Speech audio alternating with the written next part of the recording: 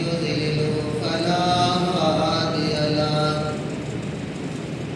وأشهد أن لا إله إلا الله وحده لا شريك له وأشهد أن محمدا عبده ورسوله أما بعد فإن خير الحديث كتاب الله وخير الهدي هدي محمد صلى الله عليه وسلم وشر الأمور محدثاتها وكل محدثة بدعة وكل بدعة ضلالة وكل ضلالة في النار. أعوذ بالله من الشيطان الرجيم. إن الذين قالوا ربنا الله ثم استقاموا تتنزل عليهم الملائكة ألا تخافوا ولا تحزنوا وأبشروا بالجنة التي كنتم توعدون. نحن أولياؤكم في الحياة الدنيا وفي الآخرة ولكم فيها ما تشتهي أنفسكم ولكم فيها ما تدعون نزلا من غفور رحيم.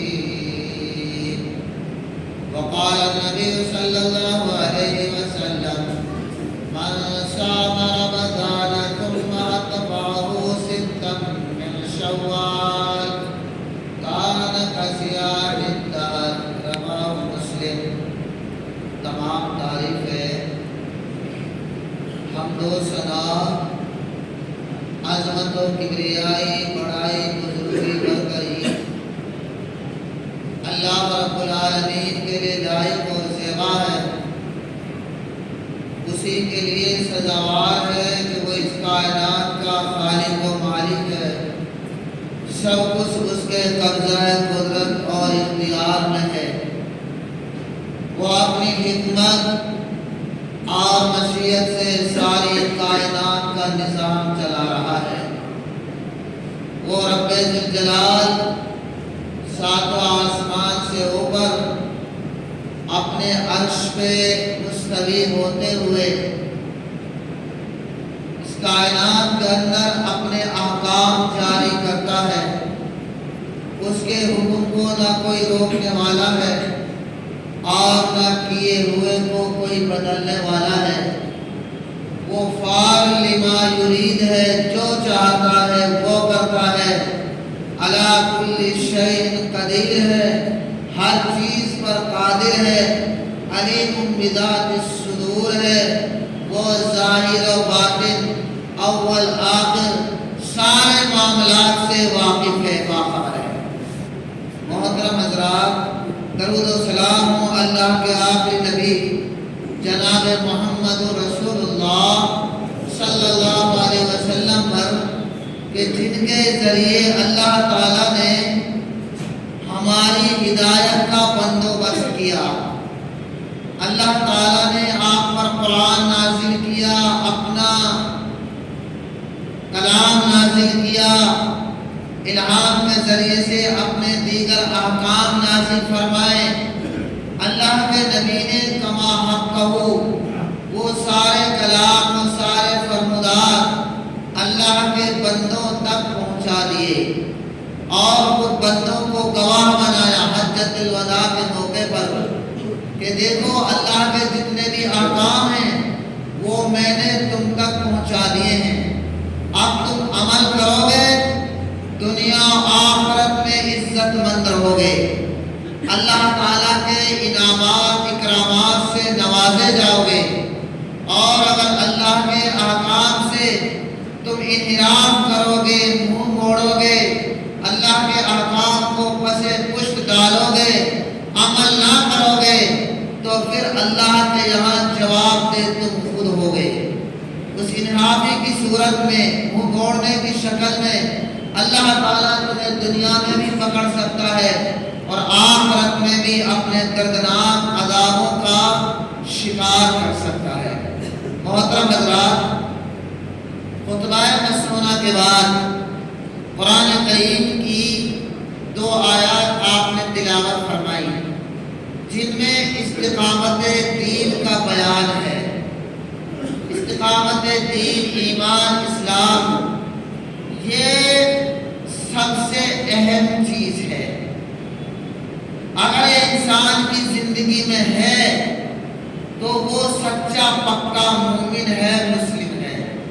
ایمان پر، اسلام پر قائم رہنا، جمع رہنا، اور اگر انسان ایمان پر، اسلام پر قائم نہ رہے، اللہ کے احکام پر دوام ہمیشگی عملی جامہ نہ پہنائے، عمل نہ کرے، تو معاذ اللہ تو پھر وہ سچا پکا مومن نہیں ہے۔ آپ رمضان شریف کا مہینہ دیکھتے ہیں، رمضان کے اندر نام و نہاد مسلمانوں کی کیسی بھیڑ بھاڑ ہو جاتی ہے، کیسا شور و گل ہو جاتا ہے، اور جیسے ہی رمضان کا مہینہ چلا جاتا ہے وہ بھی مسجدوں سے پھر رک جاتے ہیں، نماز پڑھنا چھوڑ دیتے ہیں۔ یہ استقامت نہیں ہے میرے بھائیوں۔ استقامت یہ ہے کہ جس طرح سے ہم نے رمضان کے اندر اللہ کی عبادتیں کی، نماز کی پابندی کی، اسی طرح ہمیں غیر رمضان میں بھی نماز کی پابندی کرنی ہے۔ اسلام کے جتنے بھی اور احکام ہیں، عمل ہیں، وہ اس طرح سے ہی ہمیں انجام دینے ہیں جس طرح سے رمضان کے مہینے میں ہم نے وہ نیکیوں کے کام انجام دیے تھے۔ اگر ہم رمضان کے مہینے میں نماز پڑھتے ہیں اور دوسرے مہینوں میں نماز نہیں پڑھتے، چھوڑ دیتے ہیں، معاذ اللہ، پھر آپ مجھے بتلاؤ، سوچو کہ منافقوں کی عادات کون سی تھی، منافقوں کے کردار کون سے تھے؟ وہ نمازوں میں سستی کاہلی کرتے تھے، اللہ نے تبھی تو ان کو منافق کہا۔ وہ داڑھی بھی رکھتے تھے، قرآن بھی پڑھتے تھے، اپنے آپ کو مسلمان بھی کہتے تھے، لیکن ان کی منافقت کس سے پکڑی جاتی تھی؟ نماز کی سستی اور کاہلی سے، نماز کی لاپرواہی سے اور دیگر کاموں سے۔ اگر ہمیں سچا مومن رہنا ہے، اللہ کی رضا خوشنودی حاصل کرنی ہے، تو ہمیں استقامت دین کو اپنانا ہوگا۔ اور استقامت دین کی مثال صحابہ کرام کو دیکھو، جب وہ ایمان اسلام لائے تو ان کو کس طرح سے اذیت دی گئی، ان کو کس طرح ان کو ستایا گیا، ان پر ظلم و زیادتی کی گئی، کس پر؟ صرف ایمان اسلام کے قبول کرنے پر، نماز پڑھنے پر، اچھے کام کرنے پر۔ ان سے ناطے رشتے بند کیے گئے، ان سے لین دین بند کیا گیا، ان سے برادری تعلقات ختم کیے گئے۔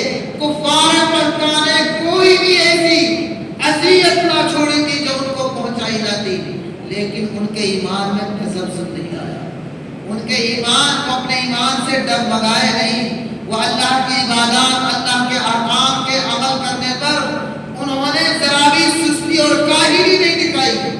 اور آج ہم مسلمان ہیں، ہمارے لیے نماز پڑھنے کی آزادی ہے، روزہ رکھنے کی آزادی ہے، حج کرنے کے لیے ہمارے لیے انتظامات ہیں، اور سارے اپنے دین پر، ہمارے لیے اپنے ایمان پر، اسلام پر، مذہب پر ہمیں عمل کرنے کی آزادی ہے۔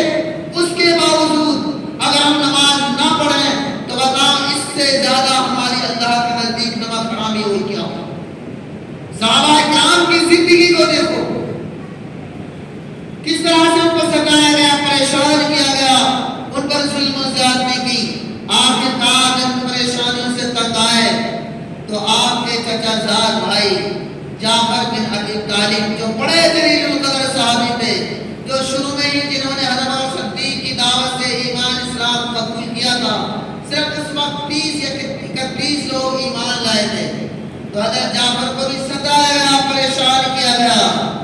حضرت جعفر بن ابی طالب رضی اللہ تعالیٰ عنہ اللہ کے نبی صلی اللہ علیہ وسلم کی خدمت اقدس میں حاضر ہوئے، عرض کی یا رسول اللہ، کفار مکہ کی طرف سے بہت اذیتیں پہنچائی جا رہی ہیں، بہت برا بھلا کہا جا رہا ہے، مارا پیٹا جا رہا ہے، ظلم و زیادتی کی جا رہی ہے، بہت ستایا جا رہا ہے ایمان والے بندوں کو۔ آپ ہمیں سے اجازت دے دیجئے، ہم مکہ چھوڑ کر کہیں اور جگہ اپنے ایمان اسلام کی حفاظت کر لے، کہیں اور جا کر ان کے ظلم و زیادتی سے ہم پناہ لے لیں، حفاظت کر لے۔ اللہ کے نبی صلی اللہ علیہ وسلم بھی اپنی آنکھوں سے دیکھ رہے تھے، صحابہ کرام کو کہیں روڈ پر راستے میں پٹک کر ڈال کر مارا جا رہا تھا، کہیں آگ کے انگاروں پہ لٹایا جا رہا تھا، کہیں رسیوں سے باندھ باندھ کر گلیوں میں گھسیٹا جا رہا تھا، کہیں اور طرح سے ان پر ظلم و زیادتی کی جا رہی تھی۔ اللہ کے نبی صحابہ کرام کی پریشانیوں کو دیکھ کر اجازت دے دی۔ حضرت جعفر بن ابی طالب یہ 12 آدمی تھے اور 6 عورتیں تھیں، اللہ کے نبی کی اجازت کے مطابق حبشہ کی طرف روانہ ہو گئے۔ پھر ان کے بعد دوسرا قافلہ روانہ ہوا جس میں تقریباً 18 عورتیں تھیں اور 83 مرد تھے۔ عثمان بن مظعون کی قیادت میں یہ جب حبشہ چلا گئے تو کفار مکہ کے ظالموں کو، مشرکین کو پھر بھی چین نہیں آیا۔ انہوں نے پنچایت کی میٹنگ کی کہ ہمارا شہر چھوڑ کر وہ حبشہ میں چلے گئے اور وہاں امن و سکون کے ساتھ زندگی گزارنے لگے ہیں، کسی طریقے سے ان کو وہاں سے واپس لایا جائے اور ان دین اسلام سے ان کو واپس پھیرا جائے، ان سے انکار کرایا جائے، ان کو اسی طرح سے ان پر ظلم و زیادتی کی جائے۔ مشورہ کیا کفار مکہ کے بڑے بڑے رئیسوں نے، سرداروں نے، لیڈروں نے، نیتاؤں نے۔ آخرکار ان کا مشورہ اس بات پر طے ہوا کہ جو وہاں کے وزراء ہیں، بادشاہ کے نیچے جو کام کرنے والے ہیں، جو افسران ہیں، ان کو اچھے قیمتی زیادہ سے زیادہ تحفہ و تحائف گفٹ کرو تاکہ ہماری وہ درخواست کو اور ہماری بات کو مان لیں اور ہمارے لوگوں کو وہ بادشاہ سے کہہ کر، نجاشی بادشاہ سے کہہ کر واپس ہمارے سپرد کر دیں، حوالے کر دیں۔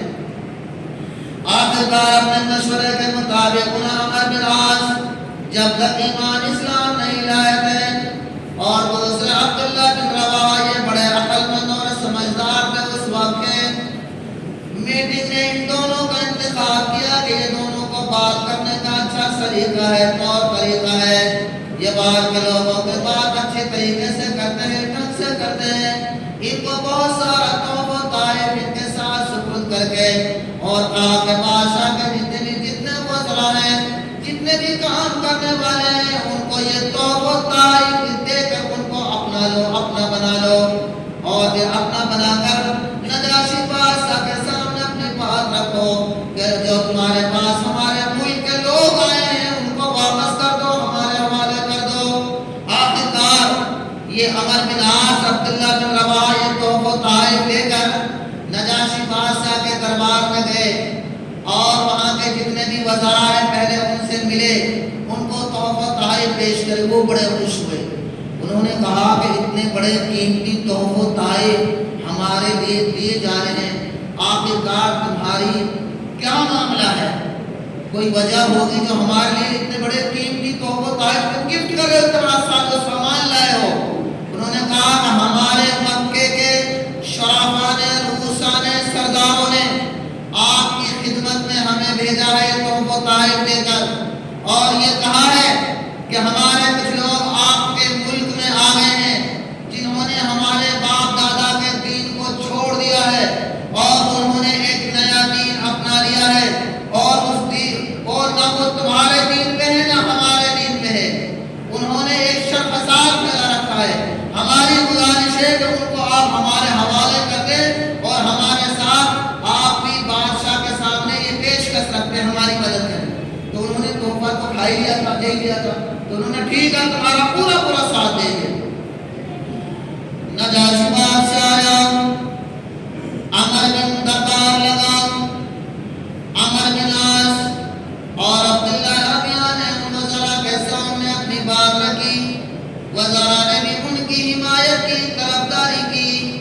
اور کہا کہ بادشاہ سلامت یہ ٹھیک کہہ رہے ہیں، ان کی بات کو منظور کر لیا جائے، ان کی بات کو قبول کر لیا جائے، اور ان کے جتنے بھی آدمی ہمارے ملک میں بھگوڑے ہیں، بھاگ کر آئے ہیں، ان کے حوالے کر دیا جائے، ان کو سپرد کر دیا جائے۔ بادشاہ بڑا عقل مند تھا، سمجھدار تھا، اس نے کہا کہ نہیں نہیں، یہ عدل کے خلاف ہے، انصاف کے خلاف ہے، یہ انسانیت کے خلاف ہے، میں ایک طرف کی بات کو سن کر فیصلہ دے دوں، نہیں نہیں، دونوں طرف کی بات سنوں گا اور اس کے بعد میں جب میں فیصلہ دوں گا۔ جو جن لوگوں کی طرف سے تمہیں شکایت ہے ان کو بلا کر لاؤ، ان کی بھی بات سنوں گا کہ وہ ان کو کیسے آئے اور کیوں آئے ہیں، دونوں طرف کی سنوں گا اور سن کر تب فیصلہ دوں گا۔ آخرکار ان کو اطلاع دی گئی، حضرت جعفر بن ابی طالب اور ان کے ساتھ جتنے بھی رفقا تھے، ساتھی تھے، مسافر تھے، سب کو جب یہ بات پہنچی تو اکٹھے ہوئے۔ ان کے ساتھ حضرت جعفر بن ابی طالب کے ساتھ اسماء بنت امیس بھی، ام سلمہ رضی اللہ تعالی عنہا بھی تھی، بڑی عقل مند اور سمجھدار فقیہ صحابیہ تھی، جو صحابیوں کے ساتھ مشورہ کرنے میں ساتھ لیتی تھی۔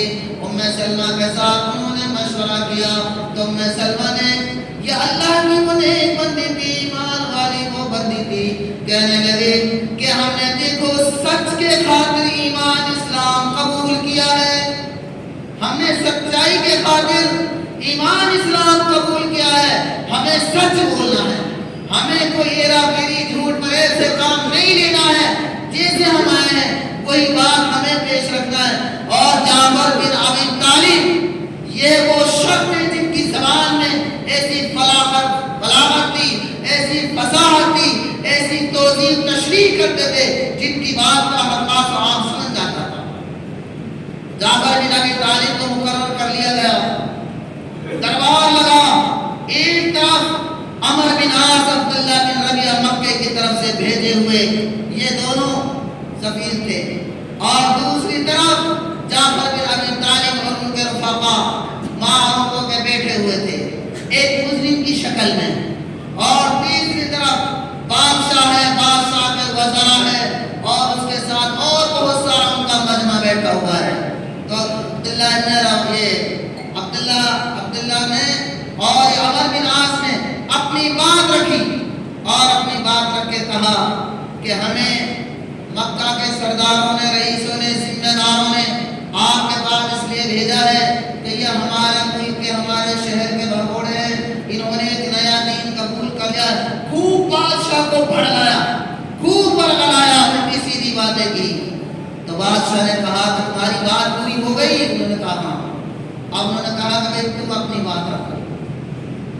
انہوں نے بات، تاریخ آتا ہے، حدیث میں آتا ہے، جعفر بن ابی طالب 2 قدم آگے بڑھے، جن کا ایمان اللہ پر ہوتا ہے، توکل اللہ پر ہوتا ہے، جن کا ایمان بھروسہ اللہ رب العالمین پر ہوتا ہے، وہ کبھی کسی سے ڈرتے نہیں ہیں، خوف نہیں کھاتے ہیں، وہ بے باک اور بے دھڑک ہو کر بولتے ہیں۔ جناب حضرت جعفر اٹھے تقریر کرنے کو، دین اللہ کی تفسیر کرنے کو۔ حضرت جعفر بن ابی طالب بے باک بے دھڑک ہو کر بولے، یا ایھا الملک، اے بادشاہ، ہم پہلے زمانے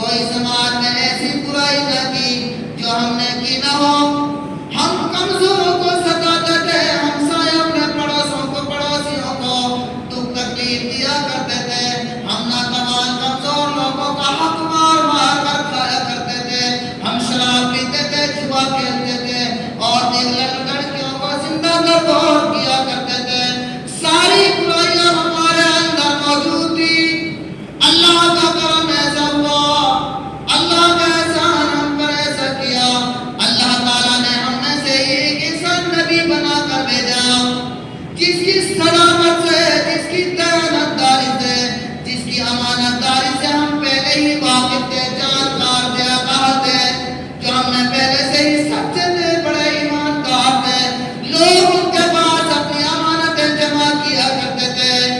اللہ نے ان کو نبوت سے نوازا، اللہ نے ان پر قرآن نازل کیا، اپنا کلام نازل کیا۔ اس نے ہمیں سب سے پہلے یہ دعوت دی کہ ہم توحید کی دعوت دی کہ ہمارا تمہارا سب کا صرف ایک اللہ معبود ہے، صرف اسی کی عبادت کرو، یہ لکڑ پتھر بت مورت کی پوجا مت کرو، اور شراب نہ پیو، چور نہ کھیلو، دوسرے لوگوں کا حق نہ مارو، یتیموں بیووں مسکینوں کو ستاؤ نہیں، کسی غریب پر کسی مسکین پر ظلم و زیادتی نہ کرو، اور کسی پاک دامن نیک اللہ والیوں پر تہمت بہتان الزام نہ لگاؤ۔ اور ہمارے لیے نصیحت کی صرف بات یہ ہے کہ انہوں نے ہمیں یہ سچائی کی دعوت دی ہے، ہم نے اس کو قبول کر لیا ہے، مان لیا ہے، اب اس کے مطابق ہم مکہ کے اندر جب زندگی گزارنے لگے تو یہ انہوں نے ہمارے پر ظلم و زیادتی شروع کر دی اور کہا کہ جس طرح سے ہم لکڑ پتھروں کو پوجتے، تم بھی پوجو، تم بھی شرک کرو۔ ہم یہ کام نہیں کریں گے۔ جس مالک نے ہمیں پیدا کیا ہے، جو ہمیں کھلاتا ہے، پلاتا ہے اور ہمیں سلاتا ہے، جگاتا ہے، اس کا ہم پر صرف حق یہ ہے کہ ہم صرف اسی کی عبادت کریں۔ حضرت جعفر رضی اللہ تعالیٰ بڑے بے باک اور ہمت کے ساتھ اپنی تقریر کی، اور تو نجاشی بادشاہ بولا کہ اچھا جو کلام ان پہ نازل ہوا ہے وہ آپ اس میں سے پڑھ سکتے ہیں؟ ان کا ہاں۔ تو جعفر بن ابی طالب نے سورہ مریم کی موقع محل کی مناسبت کو دیکھتے ہوئے، عیسائی تھا نا، تو اس میں حضرت مریم اور عیسیٰ کا ذکر ہے، تلاوت شروع کی۔ حضرت جعفر رضی اللہ تعالیٰ عنہ نے سورہ مریم کی جب تلاوت شروع کی، نجاشی بادشاہ رونے لگا، زاروں کے تار رونے لگا، اس کی آنکھیں اشکبار ہو گئی، زاروں کے تار ہو گیا، اس کی داڑھی مبارک پر ہو گئی، ہچکیاں بن گئی، اور کہنے لگے جعفر چپ رہو، ٹھہر جاؤ، اور کہنے لگے ارے یہ تو وہی کلام ہے جس کی تصدیق عیسیٰ علیہ السلام نے انجیل کے اندر فرمائی ہے، یہ تو واقعی وہ تو اللہ رب العالمین کے بھیجے ہوئے سچے نبی ہے، یہ کسی انسان کا کلام نہیں، اس کلام کی تصدیق تو ہماری بائبل انجیل کے اندر پہلے ہی موجود ہے۔ فوراً ایمان لیا، اللہ کا شکر ادا کیا، اللہ تیرا کرم ہے، شکر ہے، تو نے مجھے آخری نبی کا زمانہ عطا فرما دیا۔ اور غصہ ہوا، کہنے لگے اور مکے سے آئے ہوئے بدبختو، منحوسو، یہاں سے میری آنکھوں کے سامنے سے بھاگ جاؤ، چلے جاؤ، تم تو ان سچے نیک شریف لوگوں کی مخالفت بغاوت کرنے آئے ہو، تم نے ان پر ظلم و زیادتی کی، ان سچے نیک لوگوں کو تم نے اپنے شہر کے اندر بھی چین سے نہیں رہنے دیا، یہاں انہوں نے میری پناہ لی ہے، چین لینے کا چاہے تو تم نے ان کا یہاں بھی پیچھا نہ چھوڑا، بھاگ جاؤ یہاں سے بدبختو، تم یہاں ان کے برگلانے مجھے بھی آئے ہو، اور اللہ تعالیٰ نے ان کے ذریعے سے مجھے بھی ہدایت دی اور کہا کہ جعفر بن ابی طالب تم ہمارے مہمان ہو، جب تک تم ہمارے ملک کے اندر ہوگے ہماری ذمہ داری ہے کہ ہم تمہارا خیال رکھیں گے، اگر تمہیں ہماری طرف سے کوئی کسی بھی طرح سے ملک میں تکلیف پہنچے تو تم مجھے فوراً بتانا، میں تمہاری ہر طرح سے حفاظت کروں گا۔ یہ عمر بن عاص اور عبداللہ بن یہ آئے اور دونوں ذلیل و خوار ہو کر بادشاہ کے دربار سے جب نکلے تو بڑے روبدار، اب کھسیانے آدمی جو کھسیا جاتا ہے ذلیل و خوار ہوتا ہے تو اپنے آپ کو کسی طرح سے شاطر چال بازی سے بچانے کی کوشش کرتا ہے۔ سلمہ بھی نکل رہی تھی، ان کو ڈانٹتے ہوئے کہنے لگا کہ کل بادشاہ کے سامنے میں ایسی بات رکھیں گے ہم جس سے تم اس طرح سے تم یہاں سے ذلیل و خوار نکلو گے۔ آخرکار انہوں نے جو وہاں کے عیسائی علماء تھے ان کو اکبر بلایا، بھڑکایا کہ دیکھو ہمارے ملک سے جو لوگ آئے ہیں نہ یہ ہمارے دین پہ ہیں، اپنے آبا نباب دادا کے دین پہ، نہ تمہارے عیسائی مذہب پہ ہیں، اور اگر یہ ہیں تو ان کو عیسیٰ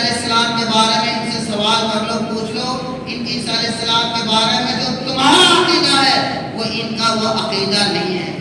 عیسائیوں کا عقیدہ ہے کوئی اللہ کے بیٹے تھے، اس کی پوجا کرتے تھے۔ آخرکار علماء نے بادشاہ تک یہ بات پہنچائی، انہوں نے کہا دوبارہ مجلس لگاؤ، دوبارہ بات سنوں گا۔ دوسرے دن پھر مجلس لگائی اور انہوں نے کہا کہ بتاؤ کیا کہنا چاہتے ہو؟ تو انہوں نے علماء اپنی کتابیں لے لے کے بیٹھ گئے مناظرے کی شکل میں، اور انہوں نے اپنے بات رکھی کہ یہ نہ ہمارے باپ دادا کے دین پہ ہے، نہ تمہارے عیسائی مذہب پیریت عیسائی مذہب کے خلاف ہے۔ تم عیسیٰ علیہ السلام کو اللہ کا بیٹا مانتے ہو، یہ نہیں مانتے۔ خوب گلا بھڑکایا۔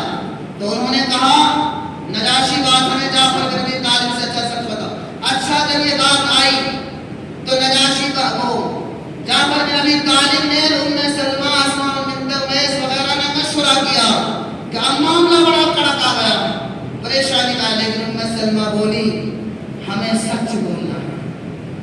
جو اللہ کے نبی نے ہمیں عیسیٰ علیہ السلام کے بارے میں جو بتایا ہے ہمیں وہی سچ بولنا ہے، ہمیں اپنا وہی ایمان عقیدہ رکھنا ہے، ہمیں کوئی ہیرا پھیری کی دھڑکن کی بات نہیں کرنی ہے جو ہمیں تعلیم دی۔ آئے جعفر بن ابی طالب نے کہا کہ ہم کو جو ہمارے نبی نے قرآن کی ہمیں جو تعلیم دی ہے عیسیٰ علیہ السلام کے بارے میں ہم وہی بولیں گے۔ بادشاہ کرامت آپ چاہے ہمارے ساتھ کچھ بھی کریں ہم سچ کریں گے۔ انہوں نے کہا کہ اچھا تمہارا کیا عقیدہ ہے؟ انہوں نے کہا کہ قرآن میں اللہ کے نبی نے ہمیں یہ تعلیم دی ہے، اللہ نے تعلیم دی ہے، نبی نے ہمیں وہ تعلیم سکھائی ہے کہ عیسیٰ علیہ السلام اللہ کے بندے تھے، وہ روح اللہ کی ایک روح جو مریم علیہ السلام بغیر باپ کے اللہ تعالیٰ نے ان کے پیٹ میں القاء کیا تھا، وہ ایک اللہ کے بندے تھے، اللہ کا کلام اللہ تعالیٰ نے پھر ان پر انجیل بائبل وغیرہ نازل کیا تھا۔ یہ ہمارا عقیدہ ہے۔ بادشاہ اس وقت خوشی کے مارے تخت پہ سے نیچے اترا، زمین پر خوشی کے مارے ہاتھ مارا۔ تو میرے دل کے اندر بھی یہی عقیدہ تھا، میرے دل کے اندر بھی یہی بات تھی کہ عیسیٰ علیہ السلام اللہ کے بندے تھے اور اللہ کے ایک طرح سے اللہ نے ان کو بغیر باپ کے پیدا کیا تھا، اور تم جتنے ہو تم سب غلط کہتے ہو۔ اسی وقت علماء بیٹھے ہوئے تھے، وہ جھنجلا گئے، غصے کے مارے اپنی ناک کھجلانے میں پڑپڑا کر باہر بھاگے اور کہا کہ جعفر بن ابی طالب جب تک تم رہو گے اپنے سکون کے ساتھ رہو گے، جب تک میں زندہ رہوں گا تمہاری پوری طرح سے حمایت اور طرفداری کرتا رہوں گا۔ بلاخر جعفر بن ابی طالب کہتے ہیں کہ ہم نے 10 سال حبشہ کے اندر امن و سکون کی زندگی گزاری، اللہ رب العالمین کے احکام کے مطابق ہم زندگی گزارتے رہے، ہمیں کوئی دکھ تکلیف نہیں آئی، ہمیں نے کوئی پریشانی نہیں دیکھی۔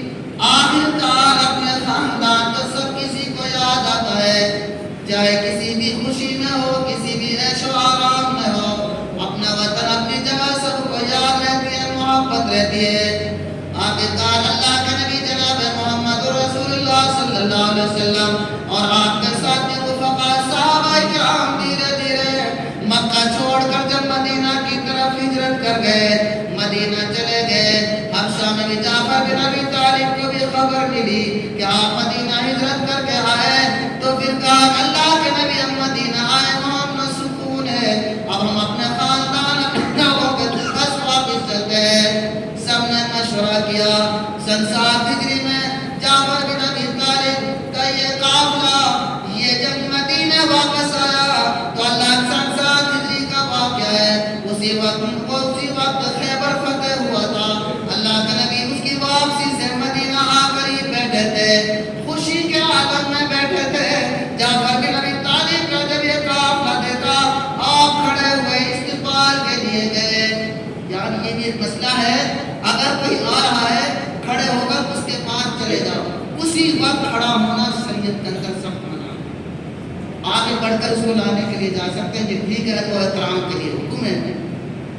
تو اس کا آگے بڑھ کے گئے، گلے چمٹا لیا، پیار کرنے لگے، بٹھایا، سارا اللہ کے نبی صلی اللہ علیہ وسلم کے مارے خوشی کے آنکھیں شمار ہو گئی، رونے لگے، بٹھایا اور کہنے لگے مجھے معلوم نہیں، اللہ کے نبی فرما رہے مجھے پتہ نہیں ہے، میں اپنی زبان سے نہیں کہہ سکتا ہوں، مجھے خیبر کی فتح کی خوشی زیادہ ہے کہ یہ جعفر بن ابی طالب کی آنے کی خوشی زیادہ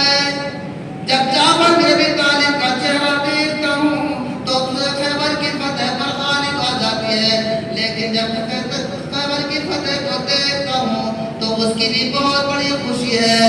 تمام صحابہ کرام اور آپ ہمارے خوشی کے اللہ رب العالمین کا شکریہ ادا کر رہے ہیں۔ تو جعفر بن ابی طالب مکے کے مدینے کے اندر رہنے لگے، کچھ ہی دن گزارے تھے، کچھ ہی ابھی سال گئے کہ تقریباً عرصہ ہوا تھا۔ اللہ کے نبی صلی اللہ علیہ وسلم نے حارث بن عمیر کو دوسرے ملکوں کے رؤساء بادشاہوں کے بعد یہ خط دے کر اس ایمان کی اسلام کی دعوت خطوط کی شکل میں بھیجی۔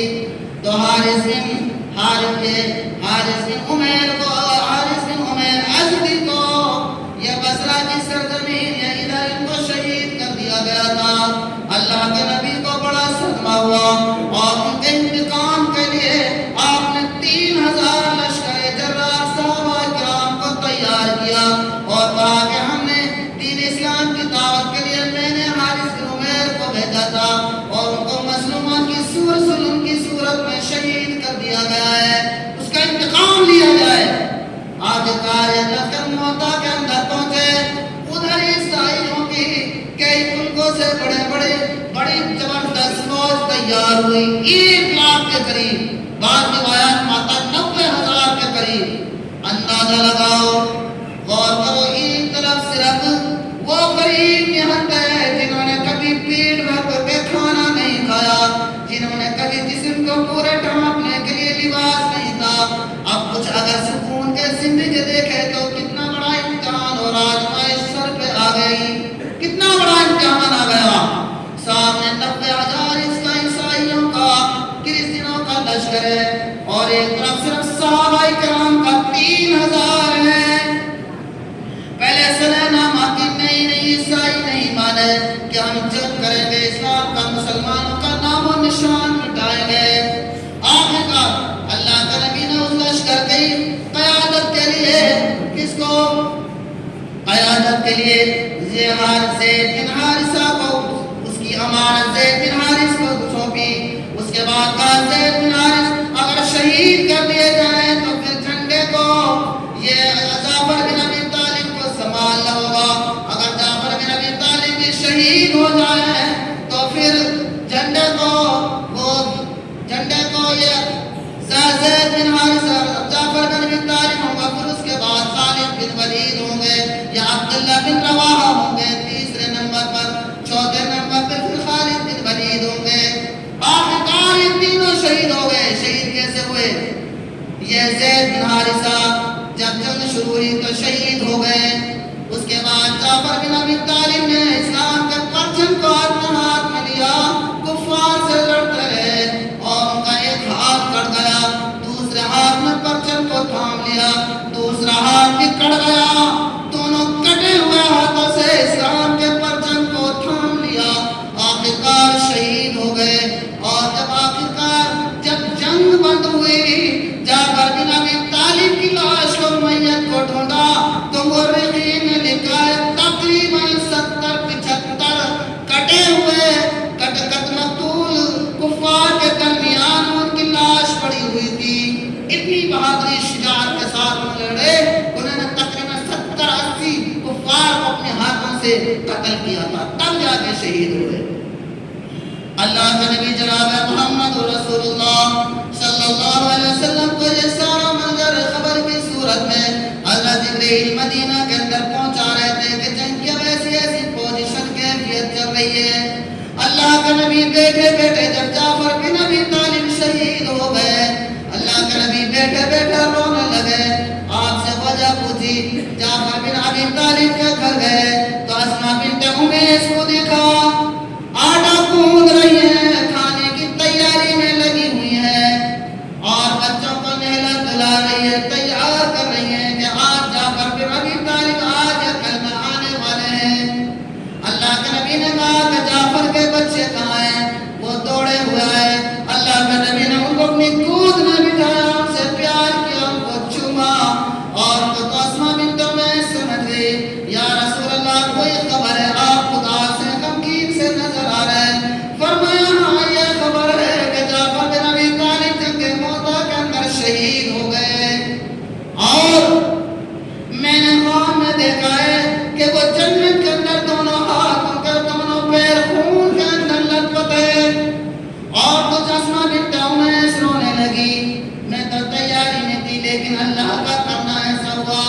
اللہ کے نبی ان کا رونا برداشت نہ ہوا، کھڑے ہوئے اور کھڑے ہو کر اللہ رب العالمین سے دعا کی، الہ العالمین جعفر بن ابی طالب کے گھر والوں کی مدد فرما، الہ العالمین ان کی نگہبانی کرنا۔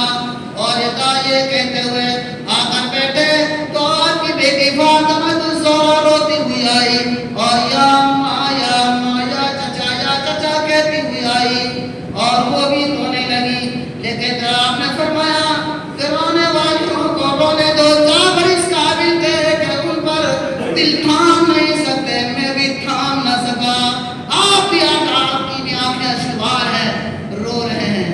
اللہ کے نبی جناب محمد رسول اللہ کئی روز تک غمگین رہے، جعفر بن ابی طالب کی موت کا شہادت کا بڑا صدمہ ہوا۔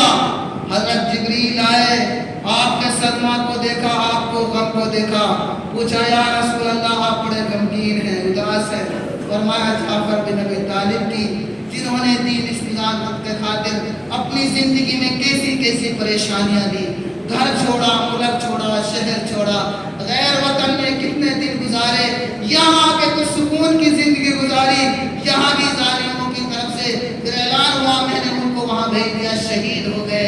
فرمایا یا رسول اللہ غم نہ کرو، صدمہ زیادہ نہ لو، وہ جنت کے اندر وہ جنت اللہ تعالیٰ نے ان کے جو دو ہاتھ کٹے تھے ان دونوں ہاتھوں کی جگہ اللہ تعالیٰ نے ان کو بازو پر بازو عطا فرما دیے، اور فرشتوں کے اندر وہ جنت کے اندر اس طرح سے پرواز کر رہے ہیں جس طرح سے پرندے آسمان کی فضاؤں میں اڑتے رہتے ہیں۔ یہ تھے جعفر بن طالب، یہ تھی ایمان کی، اسلام کی استقامت۔ ہم نے روزہ رکھے ہیں، آپ نے روزے کا مقصد نہیں سمجھا، ایک مہینے تک بھوکے گئے۔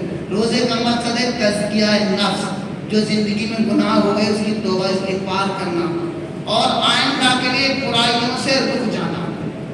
ایک بندہ بتا دو پوری مسجد میں، ایک بندہ بتا دو مجھے کوئی کہ میں نے روزہ رکھے اور میں نے فلانی برائی چھوڑ دی۔ کوئی ہے کہ میں داڑھی کاٹتا تھا نبی کی سنت کو منہ پہ سے اتار کر میں دور پھینک دیتا ہوں، میں نے داڑھی رکھنے کا عہد کر لیا روزہ رکھ کر؟ کوئی ہے کہ میں بیڑی سگریٹ پیتا ہوں، میں نے روزہ رکھ کر بیڑی سگریٹ چھوڑ دی؟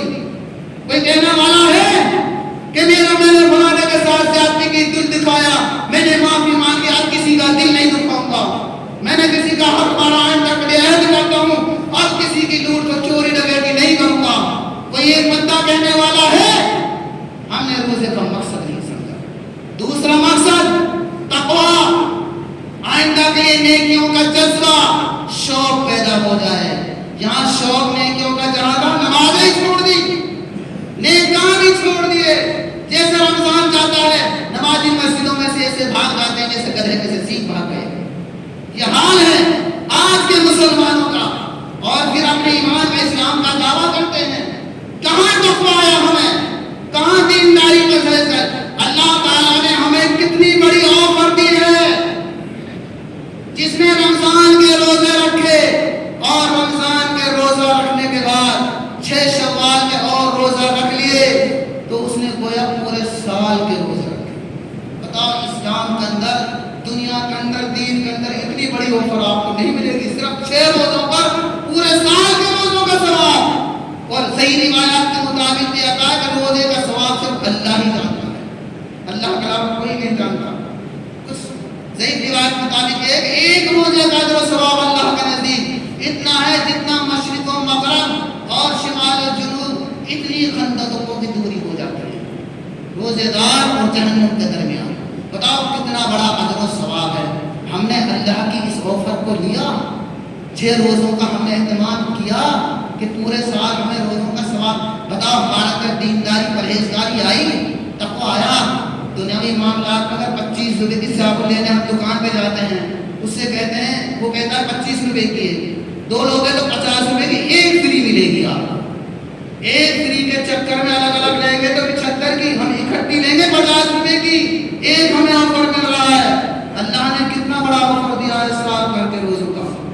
عہد کر جاؤ میرے بھائیوں، یہ چند روزہ زندگی ہے، نیت بناؤ، ارادہ کرو۔ جنہوں نے رکھ لیا اللہ تعالیٰ ان کی نیکیوں میں مزید اضافہ فرمائے، جنہوں نے شوال کے 6 روزے نہیں رکھے نیت بنا کے جاؤ، ارادہ